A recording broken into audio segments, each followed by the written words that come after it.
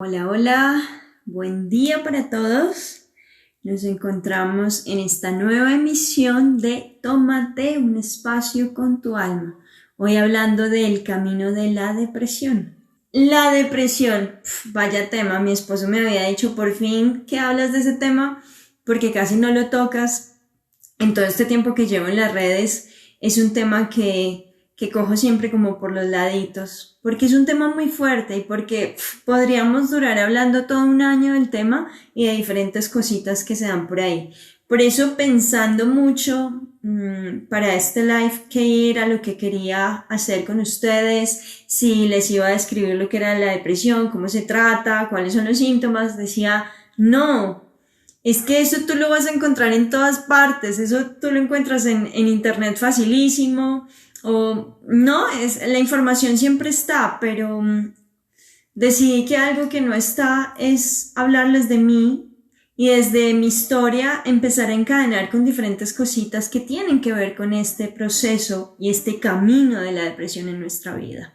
Es cierto que todos en algún momento hemos estado muy tristes, más allá de la tristeza normal, pero no siempre es depresión. La depresión es un estado ya mucho más profundo de estos sentidos, de este sentir melancólico, en donde no conectas con el mundo, no conectas con la realidad, no conectas con la vida. Muchas veces tampoco conectas con la muerte, simplemente estás, diría yo, como en un limbo, como en una especie de filo en donde no vas ni a un lado ni al otro, sino como un zombie. Hablando un poco de esta película que salió hace poquito de Disney, en donde eran estas almitas, ¿no? Ya se me olvidó cómo se llama, en donde eran como estas almitas azules y había una parte en donde estas almas como que se olvidaban de todo, se perdían de todo, ¿no? Que se volvían como oscuras. Ahí, cuando vi esa escena, dije, más o menos así es la depresión, porque a veces no tienes ni idea hacia dónde vas, ni quién eres, ni qué es lo que está pasando a tu alrededor. Te enajenas completamente de todo.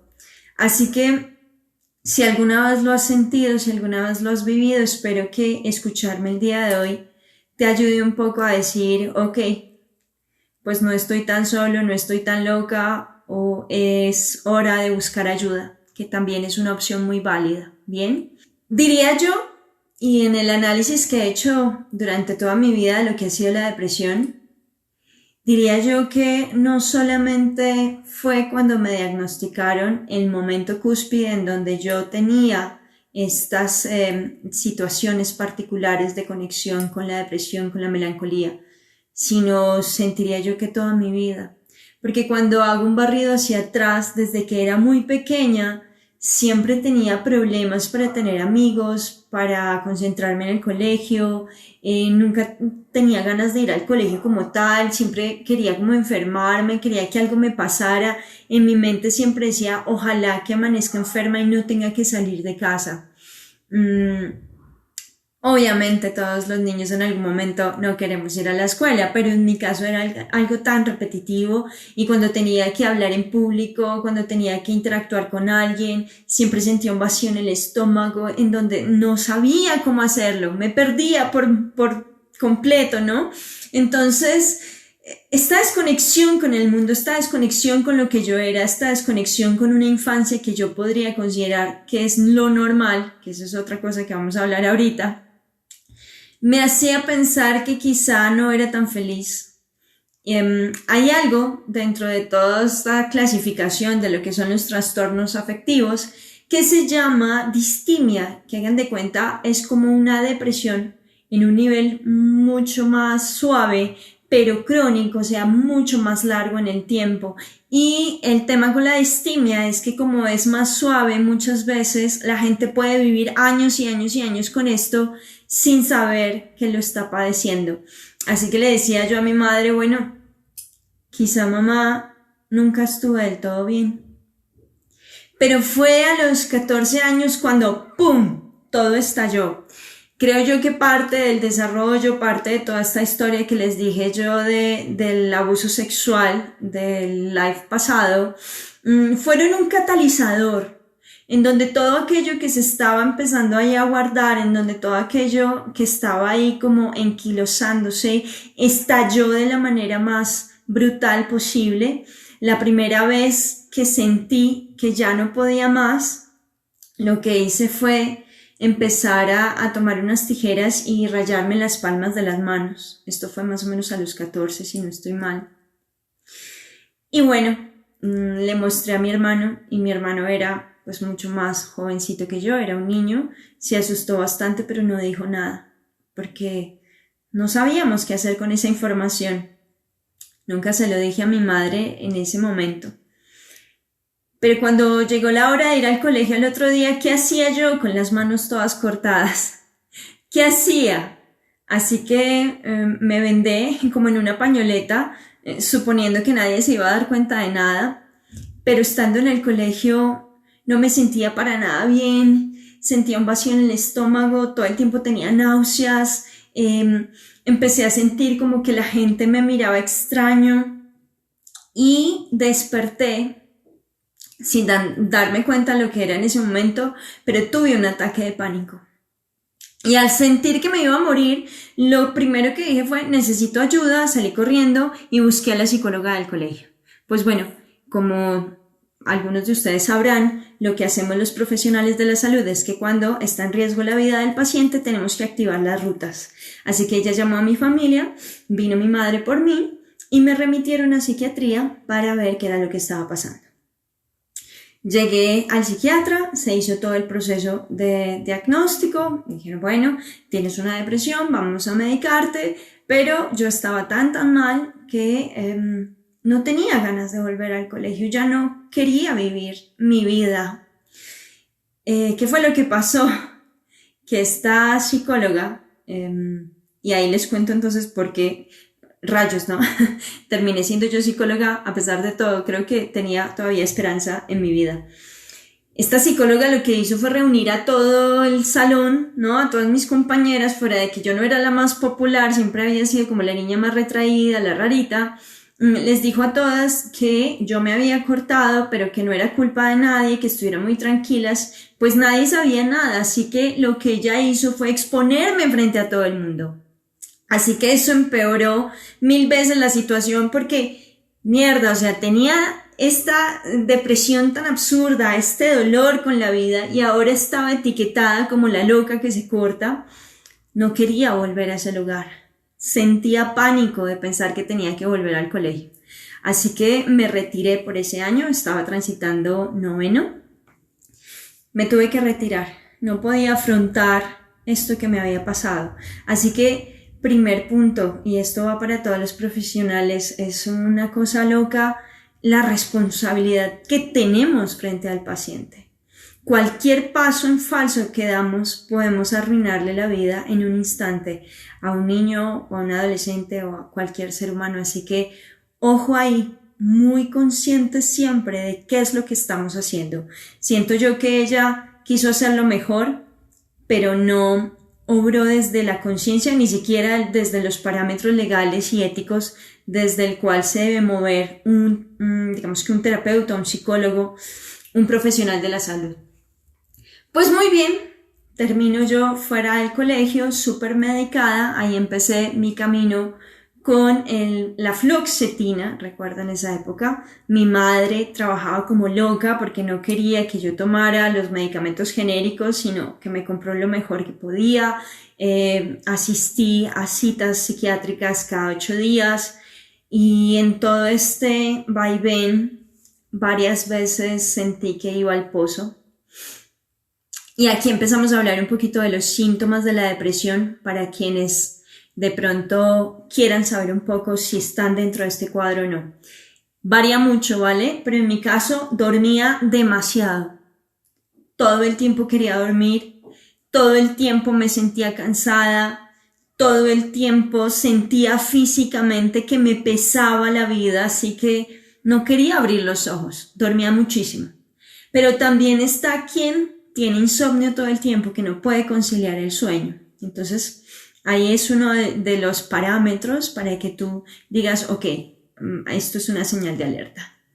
Segundo, comía como una desesperada, comía muchísimo y con la medicación aún más se incrementó el hambre y creo yo que era esta hambre emocional que me hacía querer tapar todo el dolor con la comida, con el dulce, bueno, era una adolescente que pesaba en ese momento, yo qué sé, unos 54 kilos, terminé pesando 74 kilos. Y aquí entra otro tema, ¿no? Y es, pucha, en una sociedad en donde hay este tema de la gordofobia de una manera tan impactante, entra entonces un paciente que tiene depresión, que está luchando por todo un proceso y una lucha interna y está transitándola, y llega alguien y le dice, uy, pero como estás de gordita, ¿no? Ten cuidado. O alguna vez recuerdo un tío le dijo al primo como, siga comiendo así, verá cómo se va a volver igual que Diana. Y yo en ese momento no caí en cuenta de nada, ¿no? Porque estaba como medio dopada con mis medicamentos. Pero después decía, ¿volverse cómo? ¿Volverse infeliz? ¿Volverse cómo? Ya después entendí que era este tema de la gordura, que es algo que, ¡wow! ¡Qué miedo! O sea, puedes estar deprimida, pero no tienes derecho a estar gorda, ¿no? Quédate deprimida, pero no engordes. Así que bueno, en mi caso comía demasiado. Hay personas que empiezan a perder el apetito, que no sienten satisfacción para nada en la comida, no les apetece. Entonces están también estas dos polaridades. Entonces dense cuenta aquí, patrones de sueño, patrones de alimentación y toda esta parte física respecto al cansancio. Y bueno, ya a nivel emocional es una desconexión de todo. Las cosas que más me gustaba hacer, las cosas que yo más disfrutaba, en mi caso yo amaba leer, amaba ver películas, pues ya nada de eso me gustaba, o sea, todo lo quería mandar al carajo, lo único que quería hacer era apagarme, dormir, y si era posible, dormir para siempre. Pero tuve a mi ángel guardián, que era mi madre, que siempre estuvo ahí. Ella no solamente podría decir que me dio la vida, sino que me salvó la vida varias veces. Defendió aquello que ella había estado creando durante 9 meses, lo defendió a capa y espada durante toda mi depresión. Y también todo este círculo alrededor de amigas que estuvieron presentes, de familia, aunque no supieran qué decir, y los animales. Tenía en ese momento un perrito que fue también como mi polo a tierra, y yo con mi perrito me aferraba cada vez que quería morir y decía, tengo que cuidar a mi perrito. Así que él también me ayudó mucho a poder elaborar todo esto, pero piensen ustedes, tenía 14 años, era una niña. No sabía bien qué era lo que estaba sucediendo a mi alrededor. Y aquí abro un tema que es muy polémico, pero les dije a ustedes que yo iba a ser totalmente abierta, así que les voy a contar el chisme. Desde que yo era muy pequeña yo veía cosas, sentía presencias. Le decía a mi madre, veo a mi abuelo acá, mi abuelo murió el año en el que yo nací, así que no tuve posibilidad de conocerlo en lo absoluto. Y ella me decía que yo lo describía tal cual como él era. Pero nunca tuve a alguien que me pudiese explicar por qué veía estas cosas o qué era lo que sucedía, así que con la depresión lo que hice fue abrir una puerta en donde veía aún más cosas. Así que imagínense ustedes, dentro del canon de la psiquiatría tradicional, pues no solamente estaba en el cuadro diagnóstico la depresión, sino también está teniendo visiones, está teniendo alucinaciones. Esta persona tenemos que empezar a mirar si está en un ataque maníaco. Bueno, el caso es que ya les contaré ahorita más adelante, pero terminé tomando los medicamentos de la vida por esta situación. Aún hoy veo cosas, aún hoy siento cosas, pero ahora entiendo que es desde otro lugar. Pues muy bien, 14 años, 15 años, cumplí los 15 adorados. No tenía mucho sentido qué era lo que estaba pasando. Al siguiente año, ya después de que la medicación había hecho más o menos efecto, volví a entrar al colegio y ¡wow! Después de haber sido toda mi vida una estudiante mediocre, una estudiante en donde Nadie apostaba por mí, incluso llamaron a mi mamá y le dijeron, oiga, su niña es como rara, llévela a evaluar a ver si es que tiene algún tipo de retraso en el desarrollo o alguna cosa. Y mi mamá, muy desde su amor, me dice, bueno, yo dije, no, ¿cómo así? Ella no puede ser una boba. Y lo que hizo fue a punta de palo sacar adelante, bueno, nunca me dio con un palo, es una forma figurativa de decirlo, pero sí fue más sobre el castigo y sobre estar muy encima mío que yo pudiera sacar adelante todo mi colegio, pero nunca fui una excelente estudiante. Sin embargo, todos los medicamentos hicieron efecto y cuando volví a entrar al colegio a repetir este 9º grado, de 9º y 10º, fue una de las estudiantes brillantes. Podía leer un montón, podía entender un montón, mis notas subieron, me volví incluso la consentida de una de las profesoras que en otro tiempo me daban súper duro, entonces iba a representar al colegio a otras partes, era otro ser humano. Y aquí entonces viene una reflexión para todos ustedes y es, oiga, muchas veces no es que nosotros tengamos algo mal, que no seamos inteligentes, sino que emocionalmente estamos tan nublados que no logramos conectar con el potencial tan impresionante que tenemos como seres humanos. En mi caso, la medicación me ayudó muchísimo. Así que yo le digo a todos ustedes, porque a veces los que transitamos estos caminos espirituales decimos, no, cero medicación, eso va en contra de la conciencia y demás. No le tengan miedo, porque la depresión como tal, cuando está instaurada, es todo un desbalance bioquímico y a nivel orgánico, sistémico, tu cuerpo está fallando. Así que la medicación lo que hace es volver a nivelar para que tú puedas tomar un respiro y obviamente esto se tiene que conectar con terapia. ¿Qué fue lo que no pude vivir yo? ¿Qué fue lo que no pude ver? Pues a la final era una niña y no nos asesoraron muy bien, así que yo solamente iba a psiquiatría, pero no tenía de manera alterna un camino, un proceso terapéutico a nivel psicológico que me permitiera resignificar todo aquello que me estaba sucediendo o todo aquello que me había lastimado durante mi vida, así que solamente estaba apoyada en la medicación que me habían dado, ¿no? Entonces, bueno, esto es un punto importante que quiero dejar claro. El medicamento puede llegar a ser tu mejor amigo en un momento dado, así que no le temas, no temas a permitirte vivir la experiencia de ser apoyado por cosas externas, porque ya después lo trabajas, ya después lo vivencias. Muchas veces en terapia le digo a mis pacientes, ok, según lo que estamos viendo, sé que te puedo ayudar, sé que podemos hacer este camino solos o es importante que empieces a hacer un proceso alterno con psiquiatría para que puedas tener este apoyo farmacológico y también está bien. No le tengamos miedo, ¿bien? Listo, pasaron entonces 9º, 10º, tenía 15, 16 años. A los 16 años entro en una nueva crisis súper fuerte. A veces piensan que los deprimidos estamos ahí como entes casi muertos en la cama y estamos desconectados con todos y ya. Pero yo tenía unos ataques de ira, una cosa impresionante, y en esa ocasión, entrando con mi madre a consulta, la ataco. Toda la rabia reprimida que tenía hacia ella, todo lo que habíamos vivido con el abuso, todo lo que habíamos vivido con otras cosas que, bueno, en este momento no voy a entrar a detalle, estalló con ella, la ataqué, la lastimé, así que me remitieron a un centro psiquiátrico, pero al ser menor de edad me permitieron estar en una clínica pediátrica. Fueron unos días súper locos en donde probaron un nuevo medicamento, pero lo que hizo fue ponerme peor, así que me aceleré y demás. Fue una noche horrible, una de las noches que pasé allí, creo yo, más terroríficas de mi vida. Se me movía el mundo, los cuadros me hablaban. Bueno, fue una locura. Afortunadamente pues tenía ahí el apoyo de mi madre, que estuvo como muy pendiente para poder transitar esa noche en esa clínica. Fueron más o menos, diría yo, unos 8 o 9 días que estuve allí. Bajé mucho de peso porque pasé al otro extremo en donde ya no quería comer nada, no quería nada.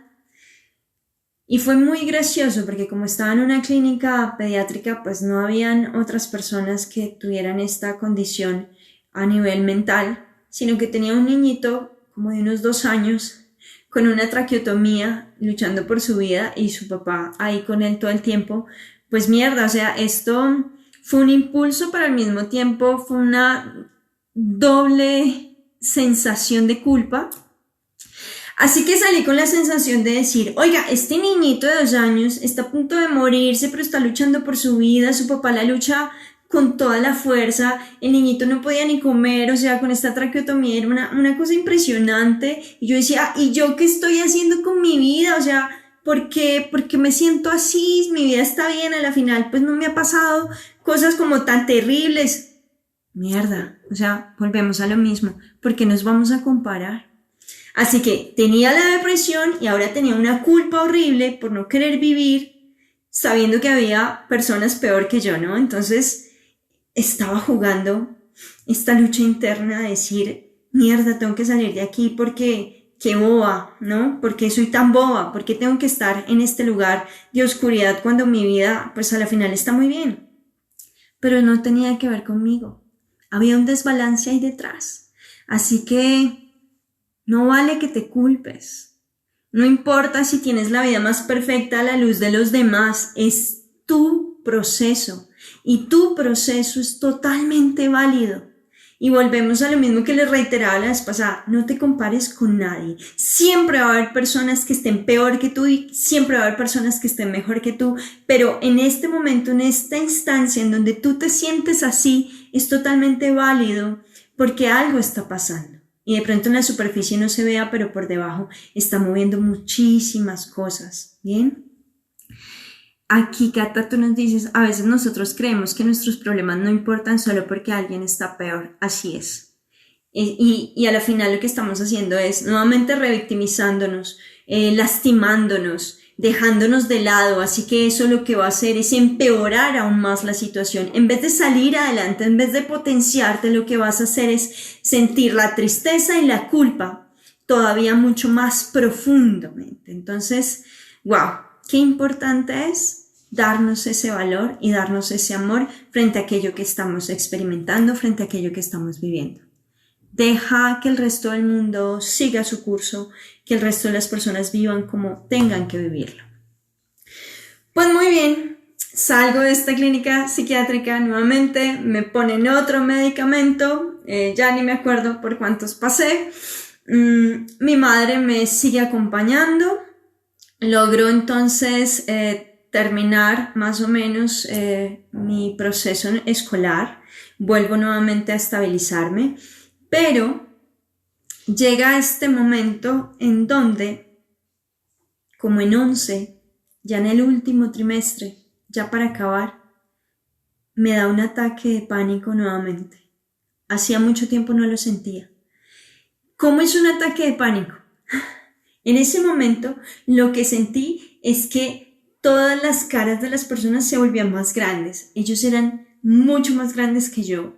Y el mundo se me movía un montón y yo sentía mucho mareo. Lo que hice fue, en el salón en donde estaba, esconderme debajo de un pupitre y empecé a sentir mi corazón a 1000. Pensé que iba a estallar, no podía respirar y entré en esta sensación y en esta angustia profunda en donde dije, me enloquecí nuevamente. No quiero volver a vivir esto.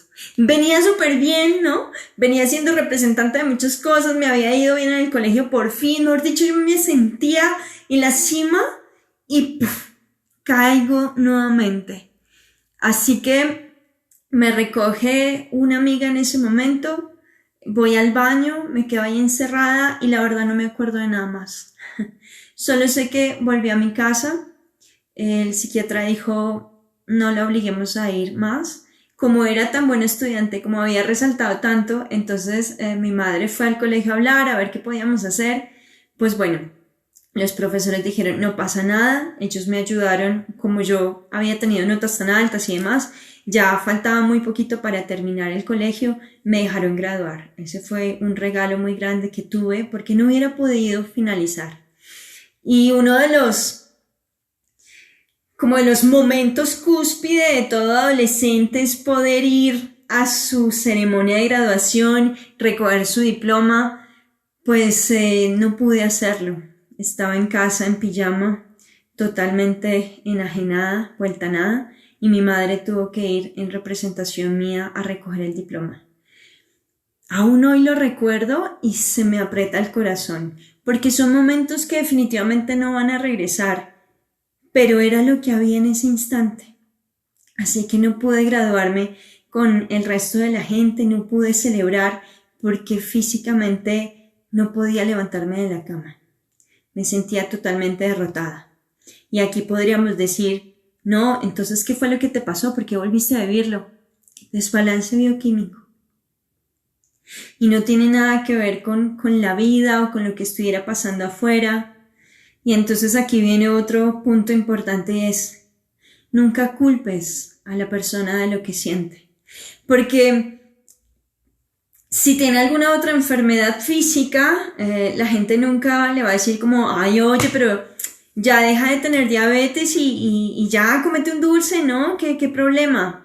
En cambio, cuando hay este tipo de temas emocionales, mentales, es como, pero bueno, ya levántate de la cama, deja de estar triste, mira, la vida es muy linda, tienes a tu papá, a tu mamá, a tu hermano, mira toda la gente que te quiere, mira este día tan precioso, levántate, vamos, ánimo, porque no dejas de tener depresión.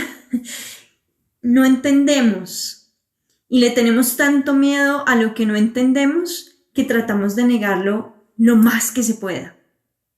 Así que aquí con este testimonio les dejo claro que no es que yo no quiera vivir, que no es que en ese momento yo decidí, no, ya me mamé del colegio, quiero irme a mi casa y ya no quiero saber nada de eso, entonces me voy a deprimir. No es algo que tú decidas, es algo que simplemente pasa.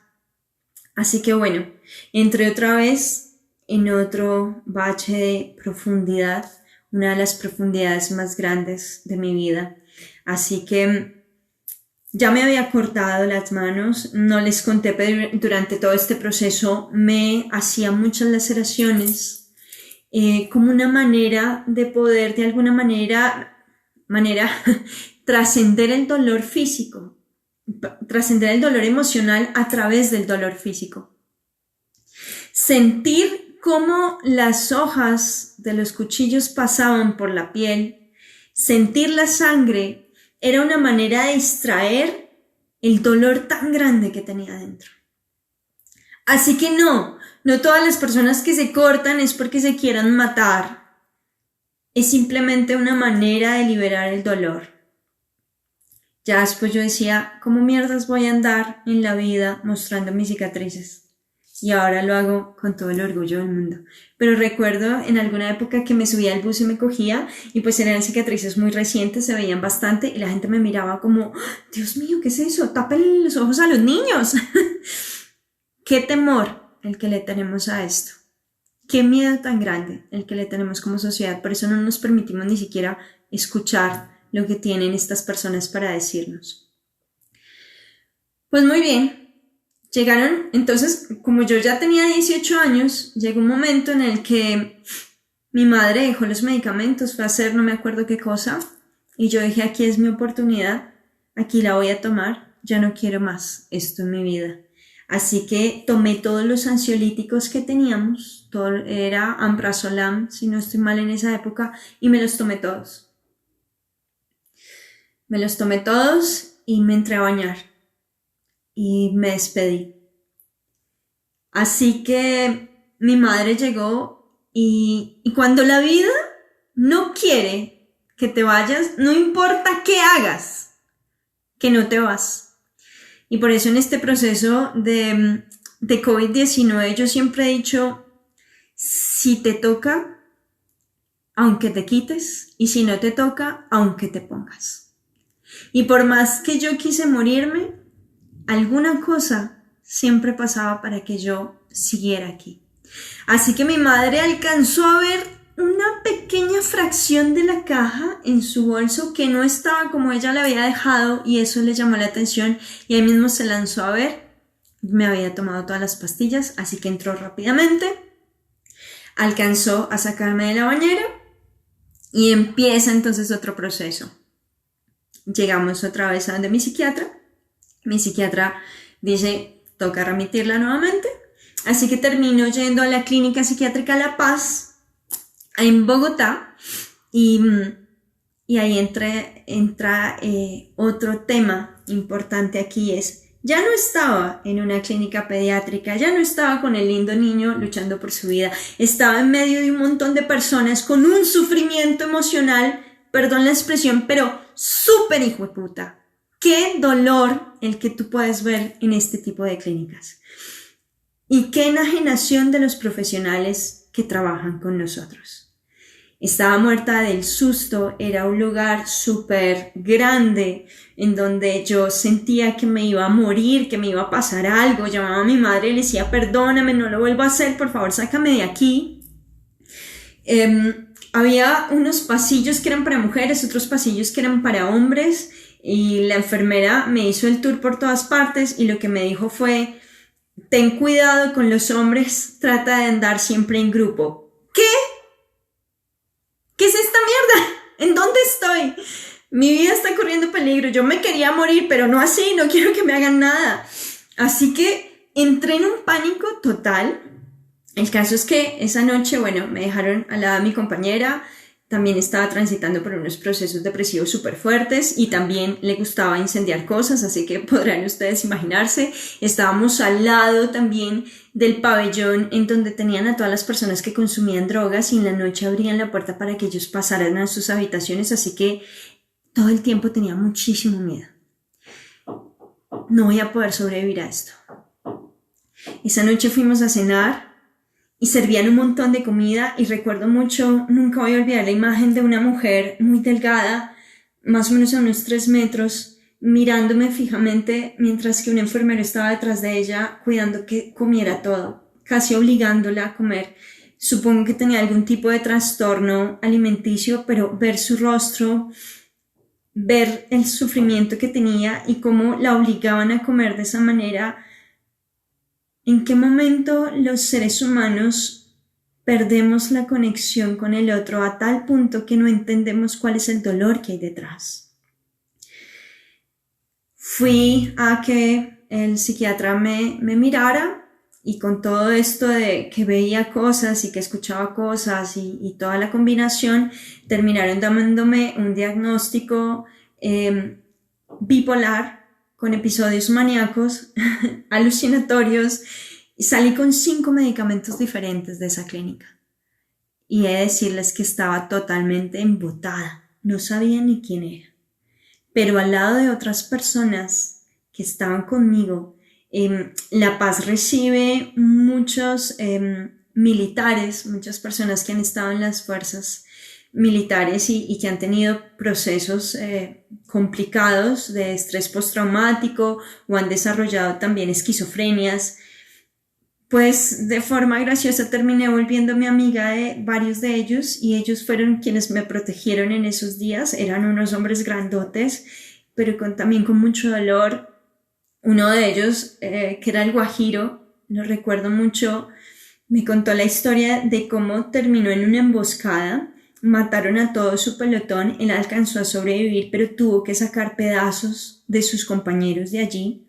Desarrolló un estrés postraumático impresionante. Él medía, yo creo que era como unos 2 metros, era muy grande. En las noches tenía ataques súper severos, así que lo que hacían era medicarlo y doparlo muchísimo, así que en las mañanas simplemente se sentaba al lado de nosotros y su mirada era perdida y no estaba él, no estaba. Fue una de las experiencias que más me marcó, poder estar tan cerca de tanto dolor.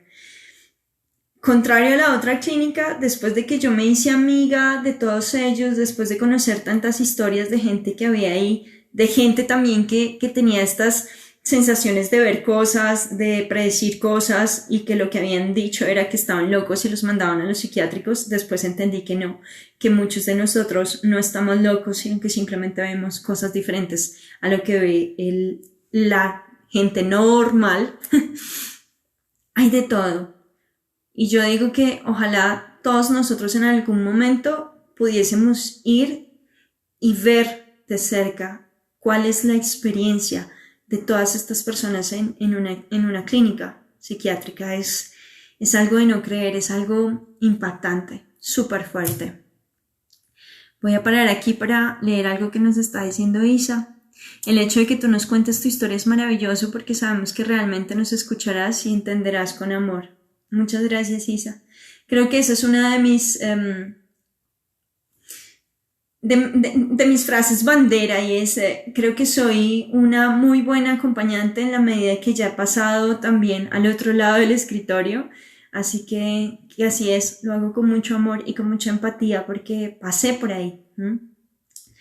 Ángela, tú nos dices que tú ves y presientes cosas. Yo creo que muchos lo hacemos. Desde que somos niños, muchos que dicen que han tenido amigos imaginarios y demás, quizá no eran tan imaginarios, pero con el tiempo empezamos a taparlo para poder acomodarnos a la normalidad, supuesta normalidad de la sociedad.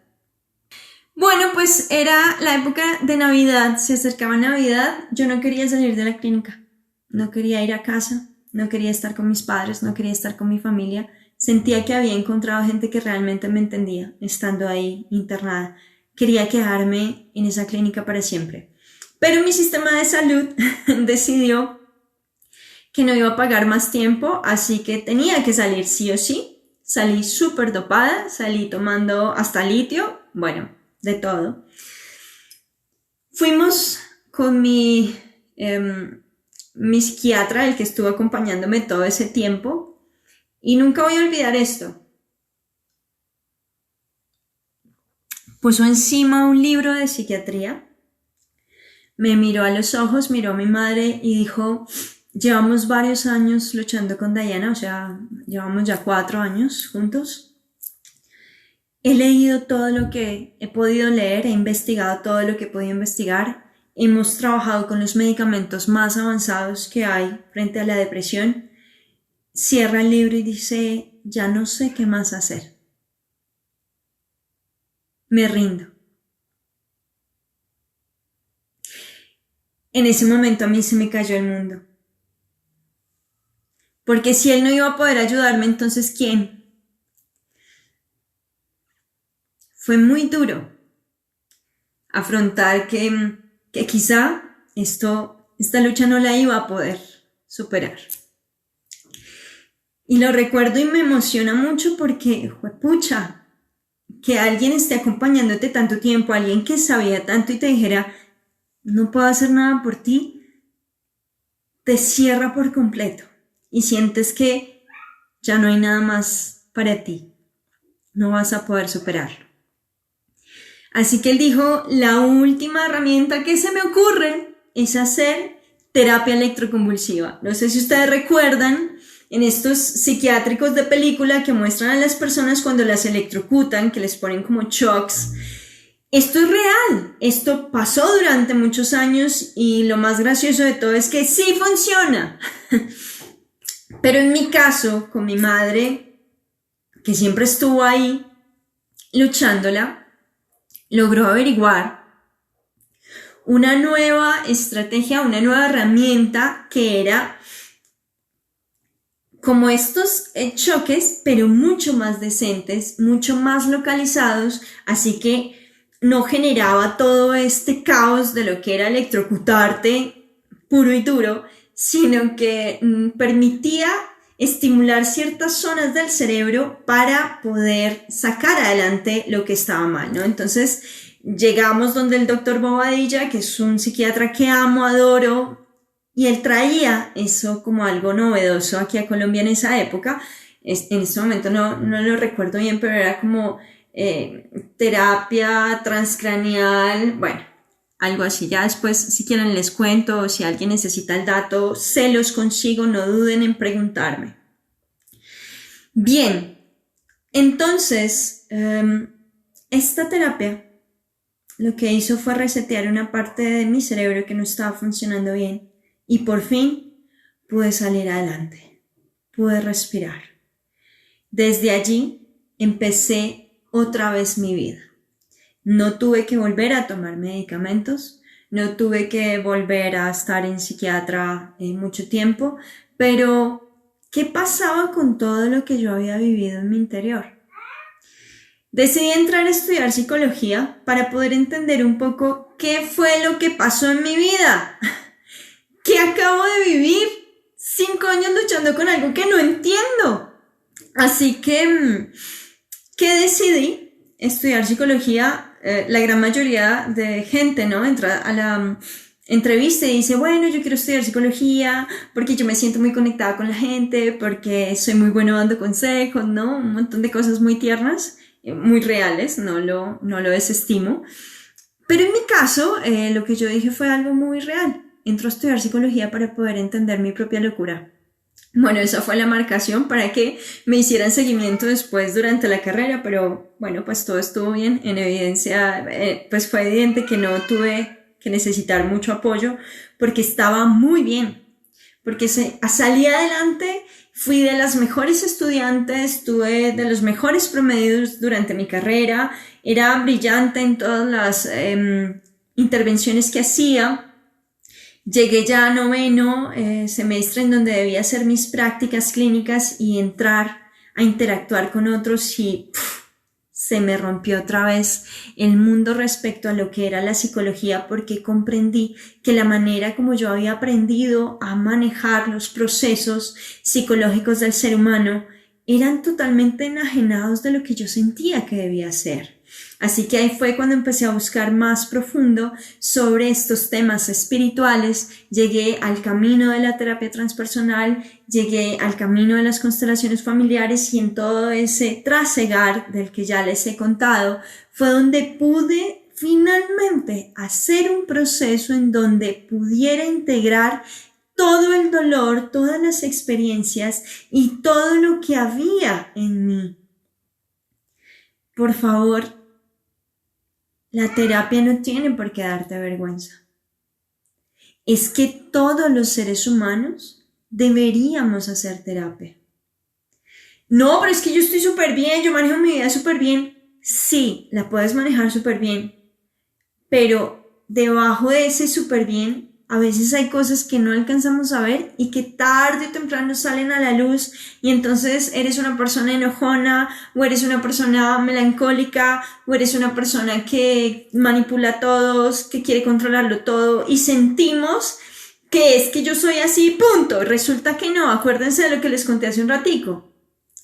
Cuando hacemos terapia, cuando nos permitimos descubrir desde la autenticidad quiénes somos, quizá todas esas heridas que antes enmarcaban mi personalidad no eran parte de lo que soy, simplemente era una manera de asumir el mundo en el que estaba.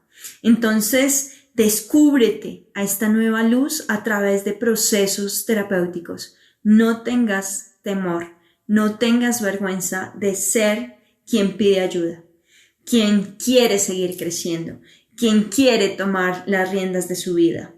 ¿Qué es lo que pasa entonces cuando ya estás bien y cuando superas este tema de la depresión? Quedan las secuelas traumáticas para los cuidadores. Porque a partir de allí, mi madre tenía mucho miedo de que yo llorara, de que me sintiera triste. Y creo que aún hoy es algo que la persigue. Es muy duro. Y aquí quiero hablar para los cuidadores. Es muy duro cuidar de alguien que tiene algún tipo de situación a nivel mental, porque tú también quedas traumatizado. Tú también necesitas el cuidado de alguien más. Tú también necesitas ir a terapia, poder procesar todo esto que está pasando. Porque alguna vez en una situación que tuve en donde lloraba decía, necesito el permiso para llorar, necesito sentirme triste, no me voy a enloquecer por sentir estas emociones, porque a veces también tú mismo sientes que no puedes entrar en ese lugar porque no vas a poder salir. Y bueno, después de todos estos años me he demostrado a mí misma que sí se puede hacer, que sí es posible en realidad poder vivir la tristeza, poder vivir la rabia, poder vivir el miedo sin que te quedes anclado ahí, porque ya tengo las herramientas, porque ya he hecho proceso. Así que este es un aliciente para todos los que hemos transitado por estos caminos tan oscuros, tan profundos.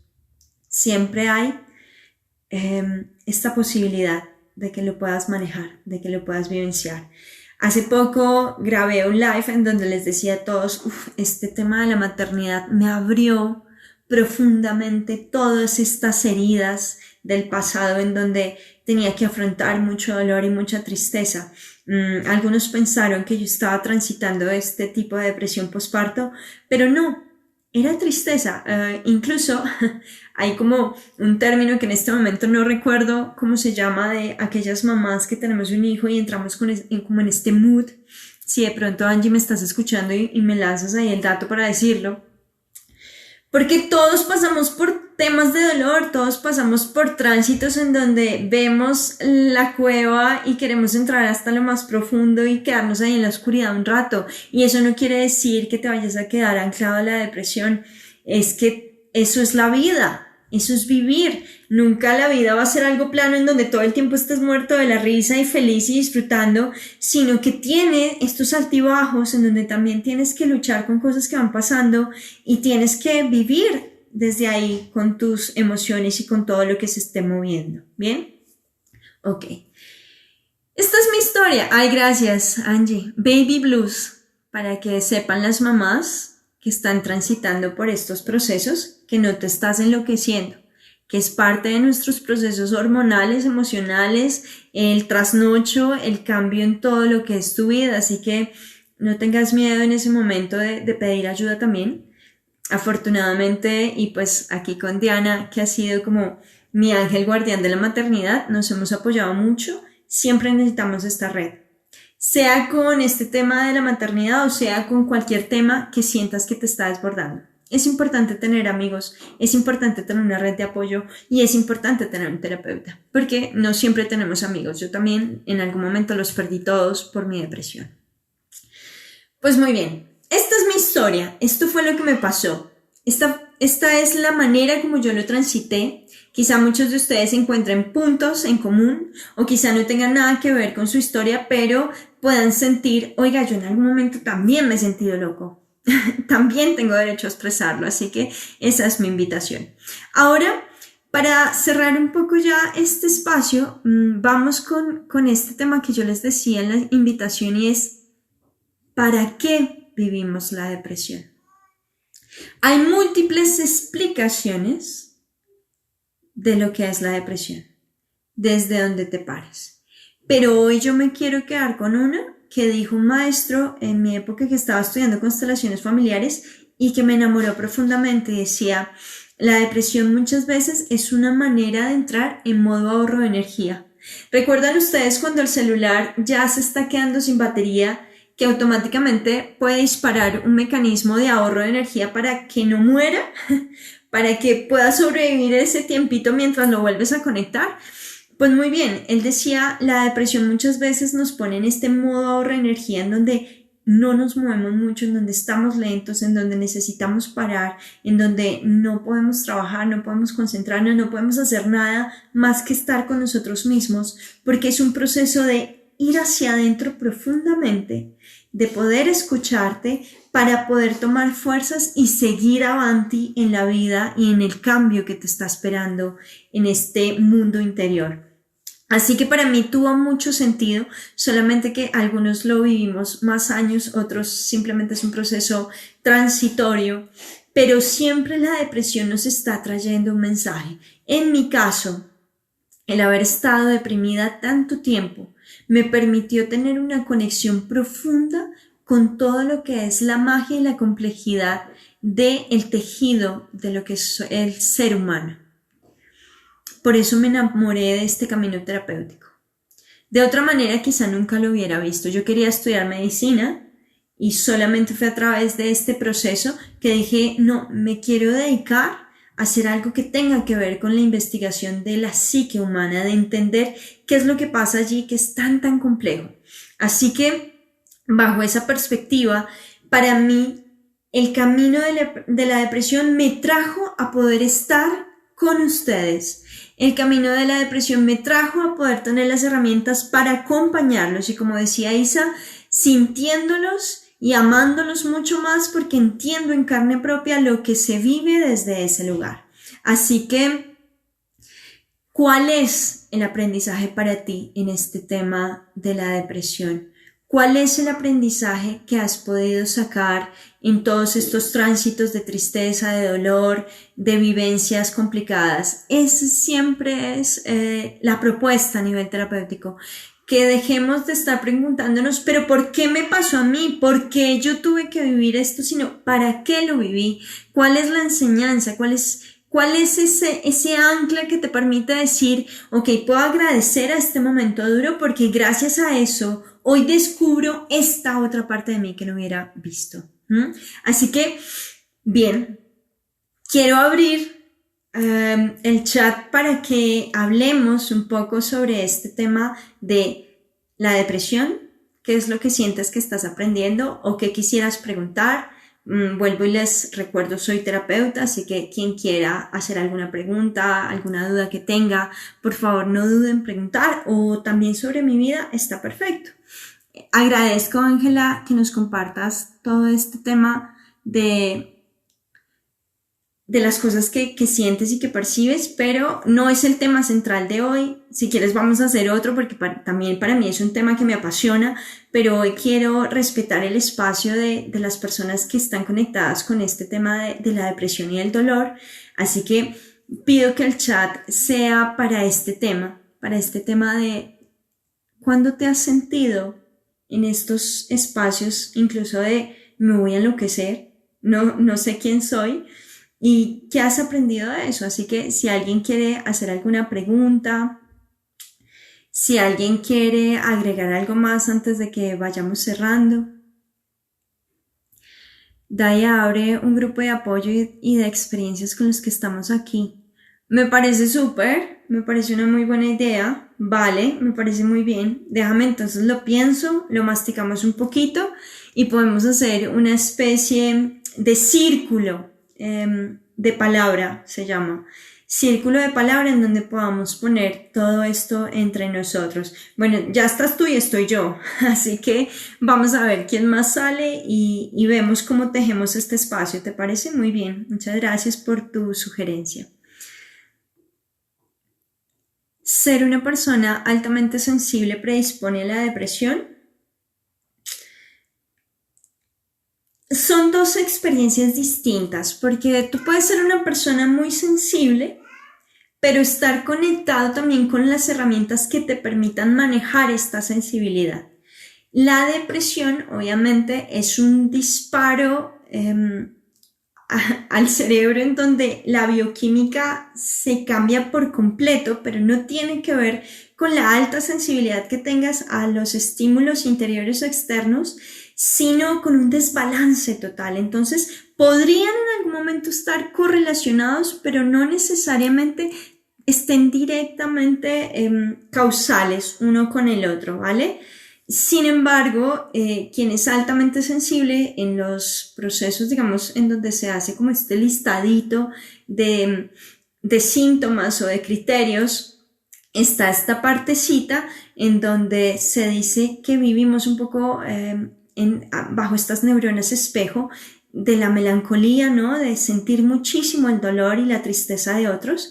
Lo importante aquí es desde dónde lo procesas, desde dónde lo asumes, porque el que es depresivo incluso muchas veces está desconectado de lo que está pasando afuera. No logra conectar mucho con el otro porque está tan metido aquí que se pierde. O es un detector total de todo lo malo, ¿no? De este mundo es una mierda, la gente está vuelta mierda, yo estoy vuelto mierda. Un poco se llama desde la teoría la triada negativa de Beck, que es como se hace también la valoración de alguien que tenga depresión.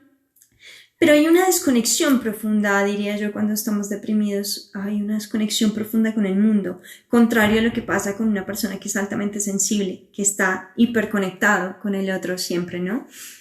Pero yo podría decir que si es alguien que no tiene las herramientas para poder gestionar esta emocionalidad, podría llegar a desencadenar una depresión.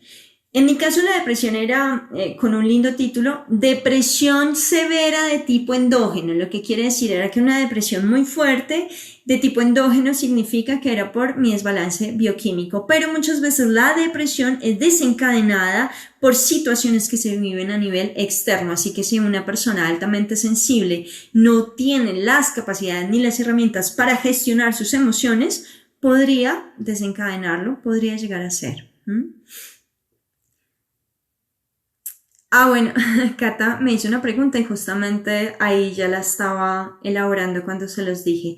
Sí, no siempre, digamos que el sistema interno se está todo el tiempo alimentando de lo externo y viceversa. Entonces muchas veces el desbalance bioquímico se da en la medida que tú vives una experiencia muy dura, muy traumática y eso te lleva a entrar en un proceso de afectación emocional muy fuerte que empieza a cambiar la bioquímica de tu cerebro. Entonces muchas veces las cosas externas pueden traernos este tipo de procesos.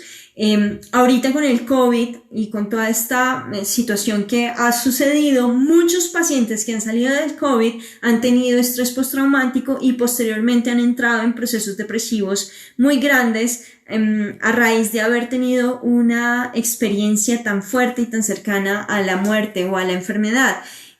También en este encierro muchas personas tuvieron que afrontar fantasmas de sus heridas más profundas. Se dice incluso que los índices de suicidio durante los procesos de encierro fueron altísimos porque muchas de estas personas entraron en procesos depresivos porque estaban lidiando con una situación totalmente fuera de los cánones de la normalidad según sus criterios, ¿no? Entonces, ha sido un paso y creo que esto que estamos viviendo va a tener y ya está teniendo unas secuelas a nivel mental supremamente graves y profundas. Muchos jóvenes y adolescentes están tocando ahorita espacios depresivos, por no poder elaborar de una manera, digamos, sana todo esto que nos está sucediendo. Entonces sí, Cata, sí se puede por situaciones externas desarrollar la depresión. Dice Sisa, en algún momento sentía que vivir en un país como Colombia predisponía a la depresión. Me hace reír porque se dice afuera, ¿no? Que somos el país más feliz del mundo. Sin embargo, en países en donde todo está supuestamente muy bien, en donde digamos que son como los países desarrollados, también se han hecho investigaciones en donde los niveles de depresión también son muy altos, Isa. En Colombia nos deprimimos por las situaciones tan tristes que tenemos que pasar a nivel social, económico, político y demás, pero cuando no pasa nada en la vida, el aburrimiento extremo también nos lleva a la depresión. Esto es gracioso, ¿no? Y ustedes podrían decir, pero ¿cómo carajo si tienen todo? Sí es posible. Perdón que para los que no sepan también sufro de rinitis, así que en este en vivo me voy a sonar los mocos delante de ustedes y me disculparán. En países que son muy desarrollados también pasa esto, porque las personas no encuentran chispa en su vida y a veces un poquito de emoción, un poquito de retos que nos pongan en esa situación de ser creativos para salir adelante, de ser resilientes, nos protege de la depresión. Pero cuando estás totalmente aburrido, toda tu vida es plana, todo está bien, tienes dinero, tienes casa, tienes perro, tienes esposo, esposa y todo como que marcha, la monotonía también te puede llevar peligrosamente hacia esos estados. Daya, ¿qué piensas del tratamiento de la depresión con LSD? Hace un tiempo vi un documental en donde se mostraba que esta droga tenía componentes que ayudaban con la depresión. ¿Viste el de Good Trip de Netflix? Yo también. Muy bueno. Bueno, pues no podría yo entrar a decir algo porque no he leído directamente investigaciones, pero en mi caso lo he trabajado mucho con otro tipo de medicinas chamánicas. Y definitivamente ahí también pude trabajar mucho parte de esas heridas profundas de la depresión.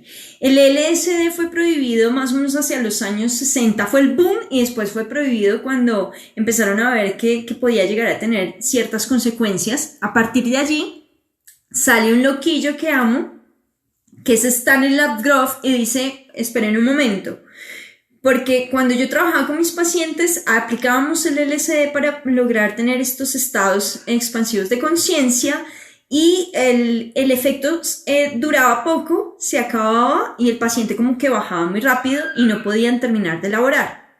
Así que él desarrolló una técnica que se llamaba respiración holotrópica, que no dista mucho de muchas de las respiraciones ancestrales que se hacen a través del yoga y bueno, diferentes... ¿cómo se dice? Diferentes culturas que también han desarrollado este tipo de experiencia. Pero él decía que cuando cambiábamos el ritmo de la respiración, digamos que este exceso de oxígeno nos llevaba también a estados alterados de conciencia que permitían continuar con el proceso que él había arrancado con el LSD. Ya después, cuando lo prohibieron, él desarrolló la técnica únicamente a través de la respiración y ha sido impresionante para que a nivel catártico la persona pueda tener todo este proceso de elaboración del dolor de la depresión. Así que no te puedo hablar directamente del LSD, pero sí hay muchas variantes que no necesariamente son a nivel farmacológico que pueden ayudar a la persona. ¿Cuál es el tema? Que dependiendo cómo estés, pueden este tipo de situaciones ayudarte o desestructurarte más.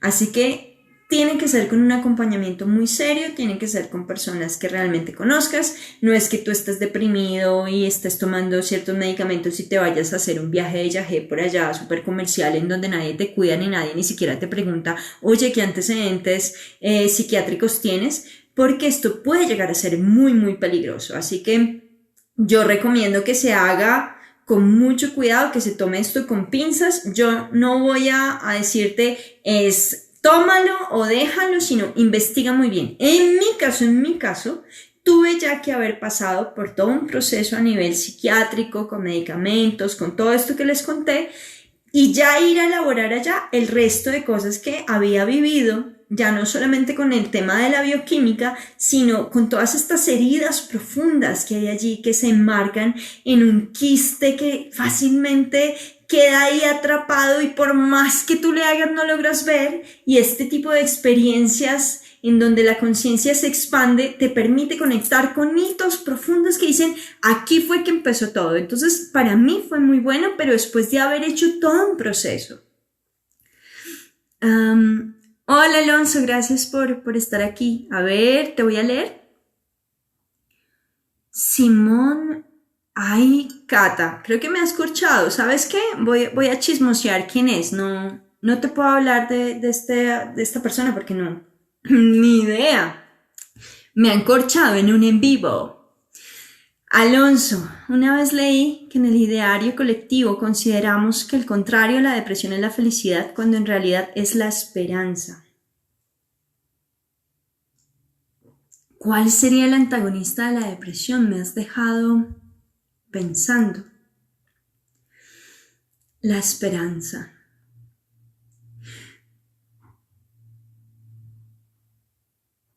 ¿Sabes qué? Me hiciste recordar, Alonso, cuando estaba deprimida tuve muchos momentos de felicidad también.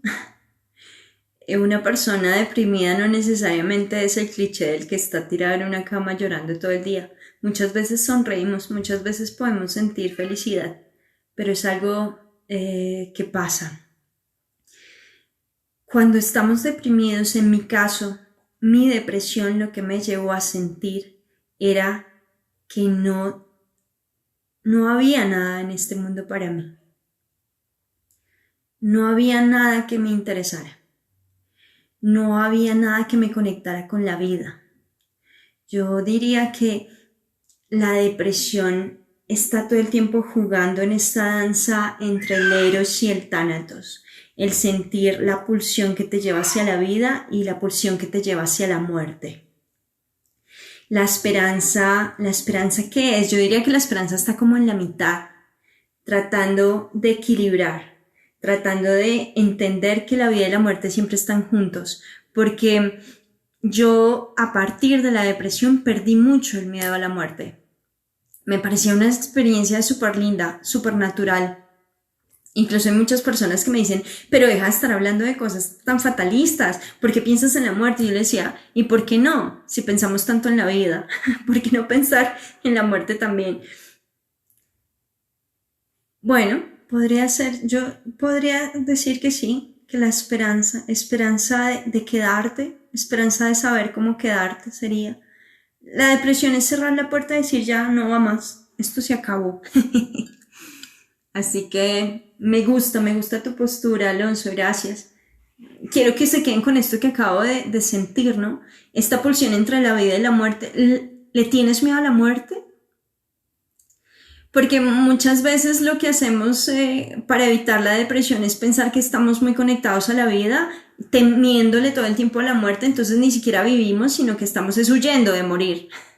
Pero ni siquiera eso es una buena calidad de vida. Huir de la muerte no es vivir. Vivir es otra cosa.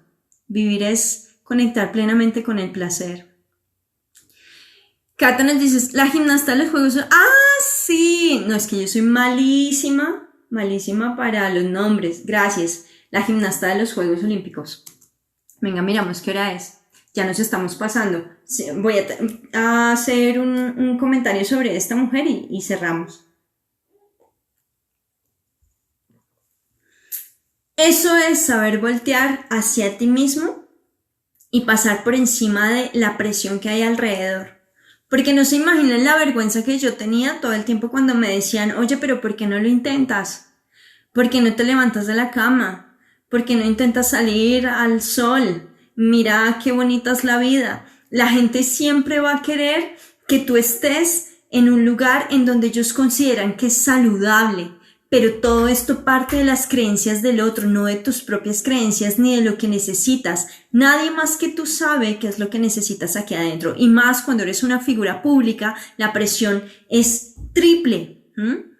Entonces, que esta persona tomara esta decisión de decir, estoy por encima de cualquier otra presión o cualquier otra situación, es justamente ese punto de tocar con la vida, de tocar con la esperanza, como decía Alonso, de darme a mí lo mejor que necesito en cada instante. Ojalá nos importara más una mierda lo que piensan los demás siempre. Porque creo que una de las cosas que hace que las enfermedades mentales sean tan duras de transitar es justamente el juicio constante de los demás que están encima tuyo. Así que creo que esta persona marca un hito importante de me vale un huevo lo que pienses tú, sino lo que necesito yo. Así que nos podríamos despedir con esta frase. Manda a la mierda los comentarios de otros, porque en este momento lo que necesitas es cuidar de ti. Nada más. Así que muchas gracias a todos por estar aquí en Tómate un espacio con tu alma.